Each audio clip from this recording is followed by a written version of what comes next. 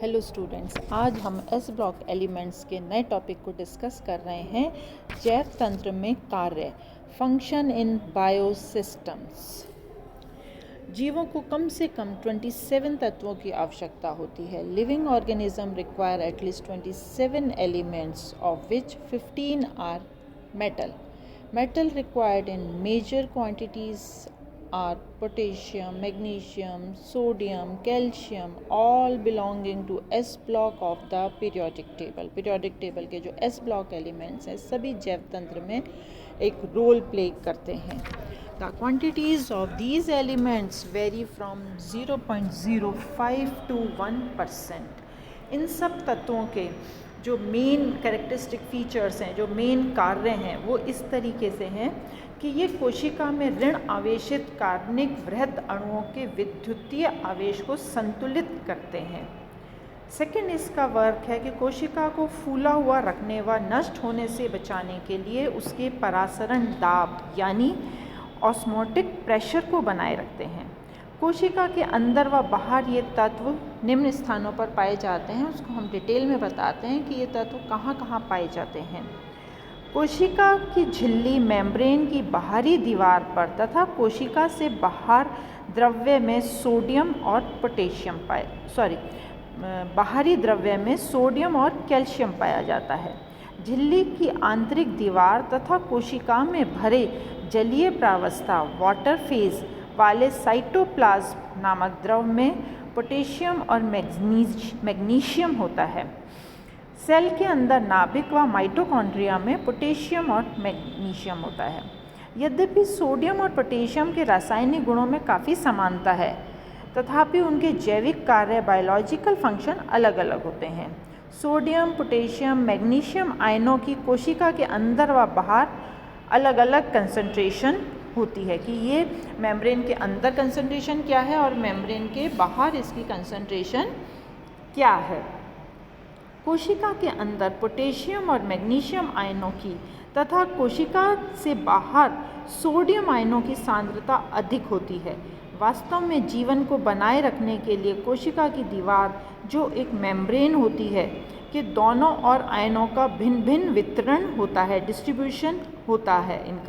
इनके charge distribution के अंतर से विद्युत विभव अंतर इलेक्ट्रिक पोटेंशियल डिफरेंस उत्पन्न होता है, जो नर्व तथा मसल्स की कोशिकाओं के कार्य तथा माइटोकॉन्ड्रिया और क्लोरोप्लास्ट झिल्लियों के कार्य के लिए अति आवश्यक है. सेल के अंदर पोटेशियम अत्यधिक उपयोगी है और मैग्नीशियम भी आवश्यक है. सेल के अंदर पोटेशियम और मैग्नीशियम दोनों ही बहुत इम्पॉर्टेंट हैं, आवश्यक हैं.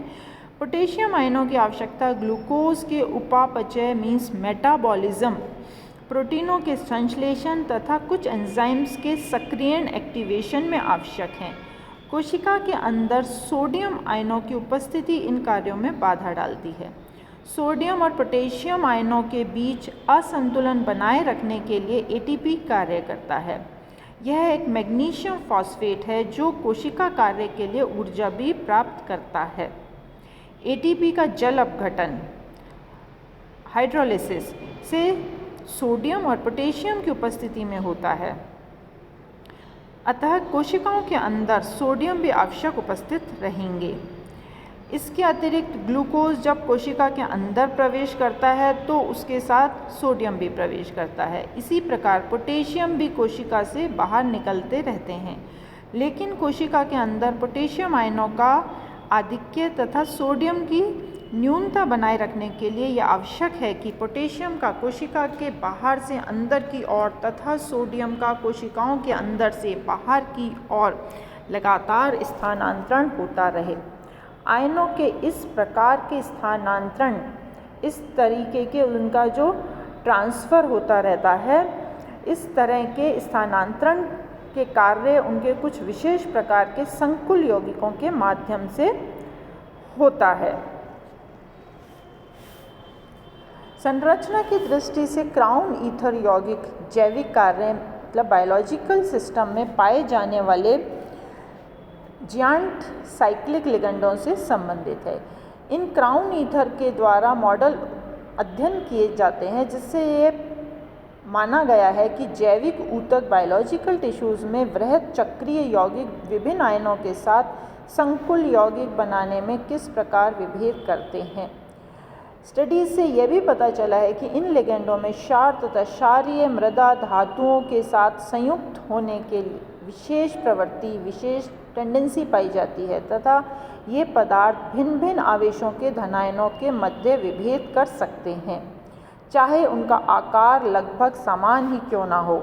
समान आवेश व भिन्न भिन्न आकार के धनायनों के मध्य तो विभेद कर ही लेते हैं।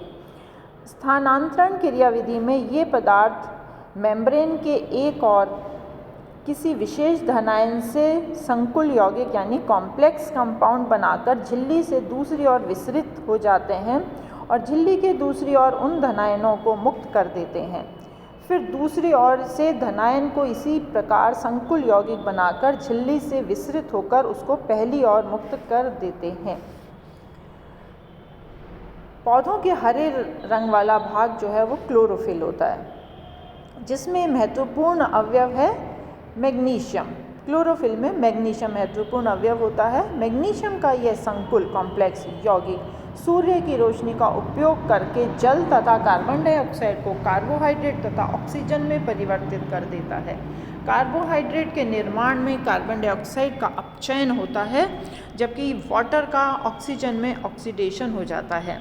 6 mole of carbon dioxide plus 6 mole of water in presence of chlorophyll, जिसमें मैग्नीशियम है, और सनलाइट की प्रेजेंस में ये ग्लूकोज बनाता है और 6 मॉलिक्यूल ऑक्सीजन के निकलते हैं।